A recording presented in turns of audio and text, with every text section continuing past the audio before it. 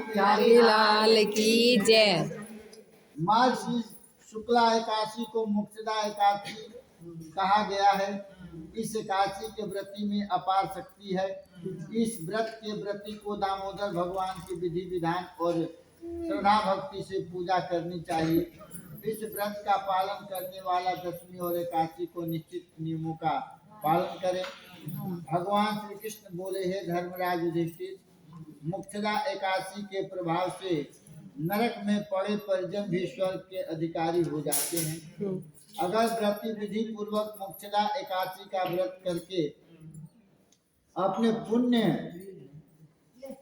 अपने पितरों का दान करे तो अपने उसके पितर तर जाते हैं।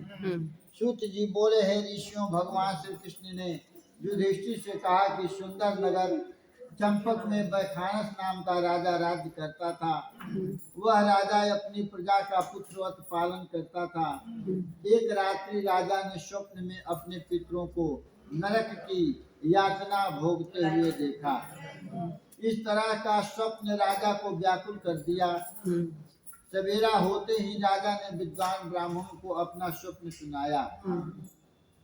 राजा कहने लगा कि मैंने अपने पिता को नरक में पड़ा देखा। उन्होंने मुझसे कहा कि हे पुत्र, मैं नरक में पड़ा हूँ, यहाँ से तुम किसी प्रकार मेरी मुक्ति कराओ, मोक्ष कराओ, तुम मेरे तनुज हो। अतः विद्वान ब्राह्मणों या राजा विद्वान ब्राह्मण से कह रहे हैं कि मैं ये स्वप्न में देखा है।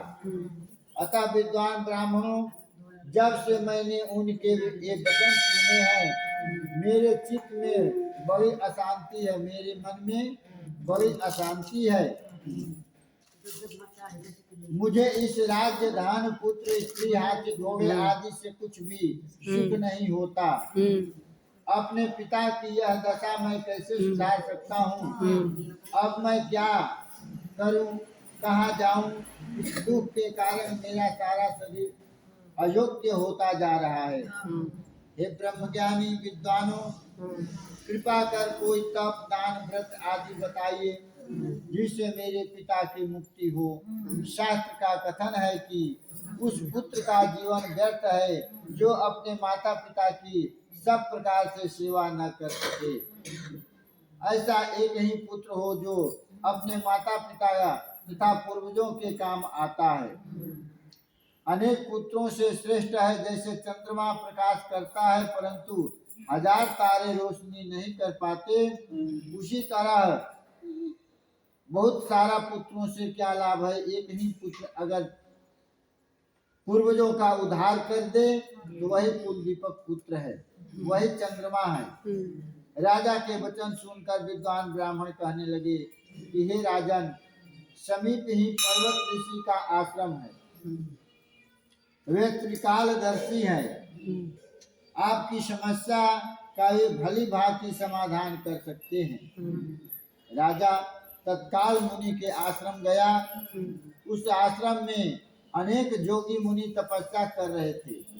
वहीं राजा ने साक्षात ब्रह्मा के समान वेद वेदांत के ज्ञाता पर्वत मुनि बैठे थे। राजा ने मुनि को साष्टांग प्रणाम किया। पर्वत मुनि ने राजा की कुशल क्षेम पूछी। राजा ने उत्तर दिया। राजा ने कहा कि महाराज, संतों की कृपा से मेरे राज्य में सब कुशल है, परंतु हे मुनि, अकस्मात मेरे मन में अशांति घर घेर कर आई है। ऐसा सुनकर पर्वत मुनि ने एक क्षण के लिए अपनी आंखें बंद किया और राजा से अपनी बात सब विस्तार कहने को कहा। राजा ने स्वप्न सुनाया। स्वप्न में जो देखा था वह ऋषि पर्वत ऋषि के सामने सुनाया। भूत भविष्य को विचार करने वाले मुनि बोले, राजन, तुम्हारे पिता ने अपनी पत्नियों में भेद किया, अतः तुम्हारे पिता को नरक में जाना पड़ा। तब राजा बैखानस बोला कि महात्मन, मेरे पिता के उद्धार का उपाय बताइए। पर्वत मुनि बोले, राजन, आप मार्गशीर्ष शुक्ला कि मोक्षदा एकादशी का व्रत करें और व्रत का पुण्य अपने पिता को संकल्प कर अर्पित करें। एकादशी के पुण्य के प्रभाव से आपके पिता की नरक यातना से मुक्ति होगी। मुनि के वचनों को सुनकर राजा लौट आया। राजा ने कुटुंबी जनों के साथ मोक्षदा एकादशी का विधि पूर्वक व्रत किया। उस पुण्य को राजा ने संकल्प पूर्वक अपने पिता को अर्पित किया। राजा वैखानस के द्वारा अर्पित मोक्षदा एकादशी के व्रत के संचित पुण्य के प्रभाव से वैखानस के पिता को मुक्ति मिल गई। स्वर्ग में जाते हुए राजा के कृतज्ञ पिता ने पुत्र से कहा, हे पुत्र, तेरा कल्याण हो। हे धर्मराज, मार्गशीर्ष महीना के शुक्ल पक्ष की इस मोक्षदा एकादशी का जो व्रत करते हैं उनके समस्त पाप नष्ट हो जाते हैं और अंत में स्वर्ग लोक को जाते हैं। इस व्रत से अधिक उत्तम और कोई व्रत नहीं है। इस कथा को पढ़ने या सुनने से अनंत फल की प्राप्ति होती है। यह व्रत चिंतामणि के समान है, जिसे व्रती की सब कामनाएं पूरी होती है। भगवान श्री कृष्ण ने धर्मराज युधिष्ठिर से कहा कि राजन, मानव की प्रबल आकांक्षा मोक्ष प्राप्त करने की होती है। इस हेतु मोक्ष एकादशी का व्रत महत्वपूर्ण करें। यह कथा पुत्र का पिता के प्रति दायित्व का उत्तम दृष्टांत है कि पुत्र को अपने पिता के प्रति क्या करना चाहिए। अतः परिपूर्ण विश्वास और श्रद्धा के साथ यह व्रत और भगवान विष्णु के निमित्त पूजन करना चाहिए। यह कथा पितृभक्ति और पुण्य को भी दूसरे के लिए अर्पित करने वालों की कथा है। एकादशी व्रत केवल व्रती का ही नहीं, दूसरों का भी भला करता है। भगवान का स्वरूप माता पिता में देखने वाले व्रती की मनोकामना सिद्ध होती है। भगवान का स्वरूप माता पिता में ही देखा जाता है। माता पिता, ब्रह्मा का काम है सृष्टि को रचना, सृष्टि रचते हैं, पैदा करते हैं। विष्णु का काम है पालन करना, सभी जीवों के पालन करते हैं। शंकर भगवान का काम है, महेश का काम है संहार करना। तीनों का तीन काम है और तीनों का काम जो है हमारे माता पिता करते हैं।